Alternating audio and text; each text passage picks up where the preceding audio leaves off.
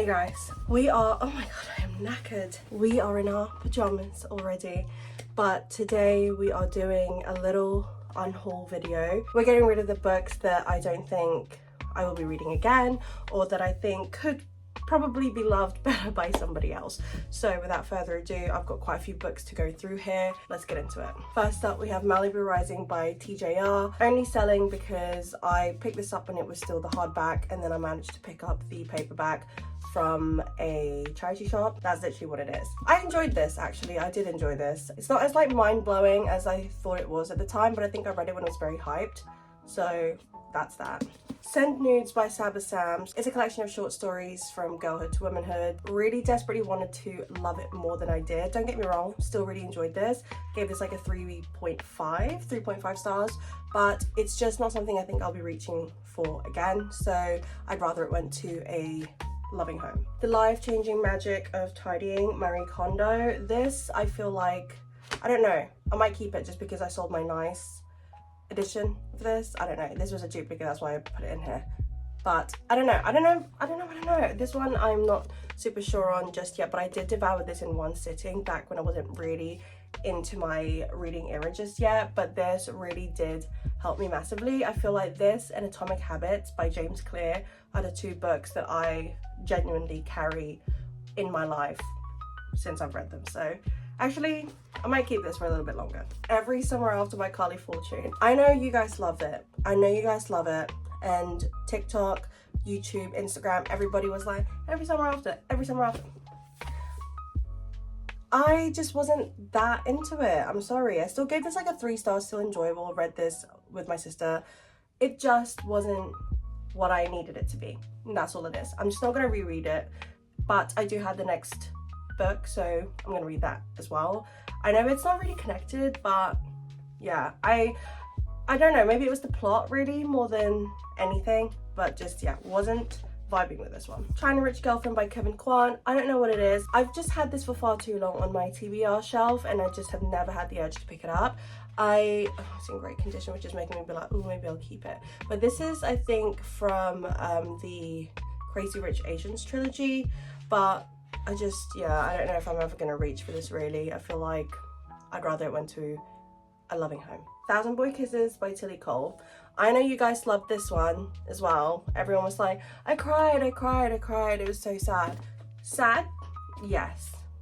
But was it really worthy of a sob? I don't know. To each their own, I suppose. But this one was actually quite poorly written up.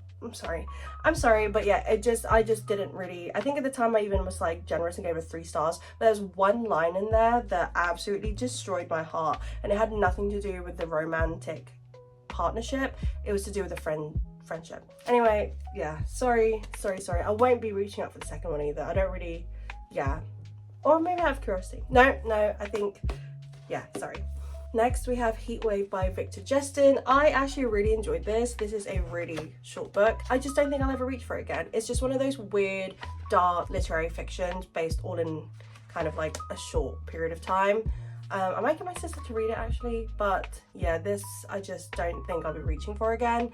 So, unhauling it is. Window Shopping by Tessa Bailey. Another one that everyone was like, oh my god, it's so good, oh my god, it's so good. Don't get me wrong, I was literally happy to keep this purely based on this gorge cover. But I literally read this and was like, this is a crock of shit. I'm sorry, it really was. But yeah, it was just dirty and smutty, which is usually not a problem with me. But this one, it just was like not necessary. Like a lot of it was just like, it's a short book, like at least set me up, you know?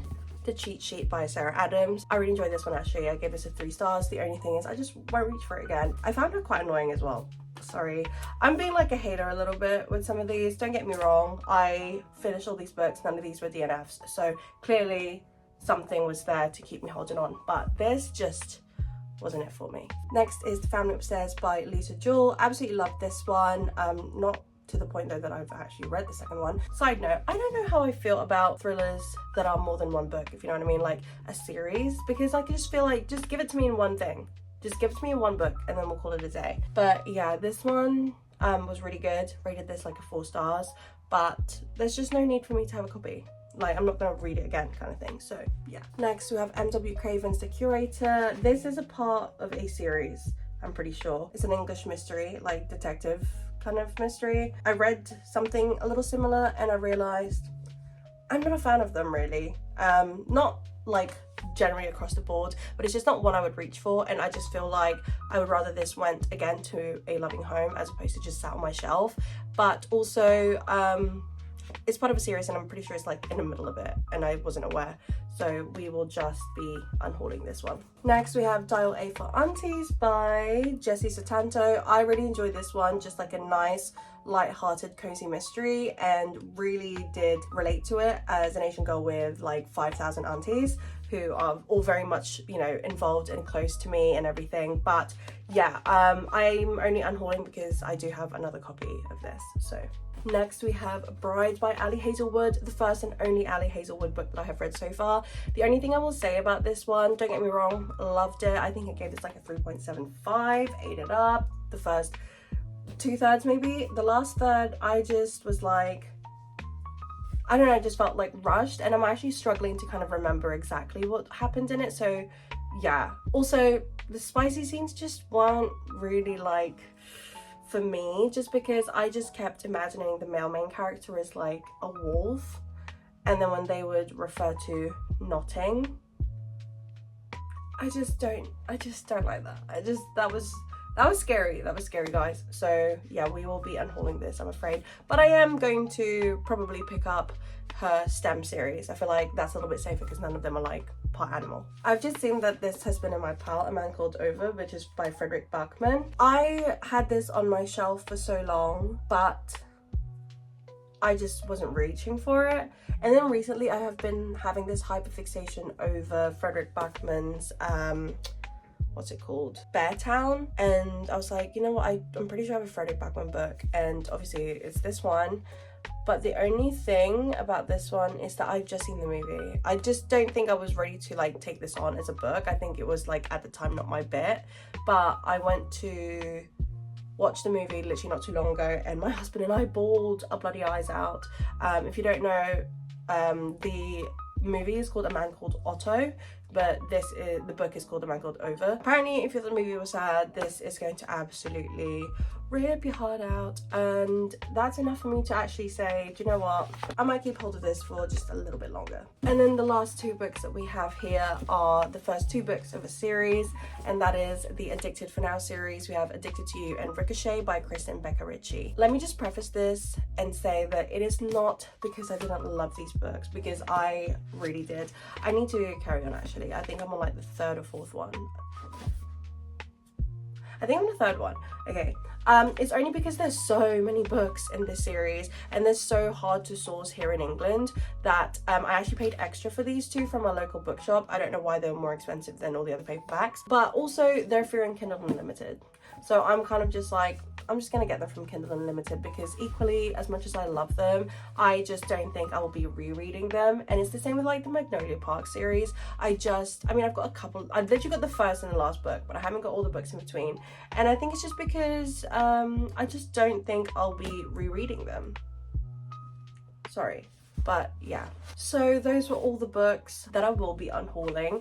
I think it's quite nice to do like a little refresh of what books you have on your shelf, especially if you're a hoarder like me. I do have like over 200 books on my bookshelves, and I think most of them are in red because A, I struggle with not buying myself new books, but also B, because I love my Kindle, so I read a lot of my books on my Kindle, and usually when I finish reading a book and I can sense within myself that it's not a book that I will be wanting to pick up again, I just tend to donate it, sell it. I'm really trying to make sure that the red books that I do have on my shelves are curated to my liking and to my taste, and these are books that I'd happily be like, oh my gosh, have you read this, etc. I don't want to just keep books for the sake of it when I think it could go to the charity shop or to a friend or whoever that would enjoy it more, or at least, you know, give it a go or whatever. So I hope you guys enjoyed this week's video. I know I'm kind of jumping around what dates I'm uploading. I think I'm trying to figure out what is the best day in terms of not just like because of the engagement statistics, but rather with me working like quite a high demanding full-time job, plus having, you know, like my husband and having a life and all of that stuff. I'm just trying to see what's the nicest and also most realistic schedule for me, because also I have to consider if I want to do like a week in my life or read with me for the week kind of video, it might not necessarily gel. So I think there's 3 options. It's Wednesdays or Fridays or Sundays. So I think when you see this will be up on a Friday, just because I want to see what that's like. But at the moment, I think Sundays are the day that I don't know guys. Okay, I'll figure this out. Anyway, I hope you guys enjoyed this week's video. If you did, please do give it a thumbs up. If you haven't yet, please subscribe to my channel, and I will see you guys in my next video. Bye.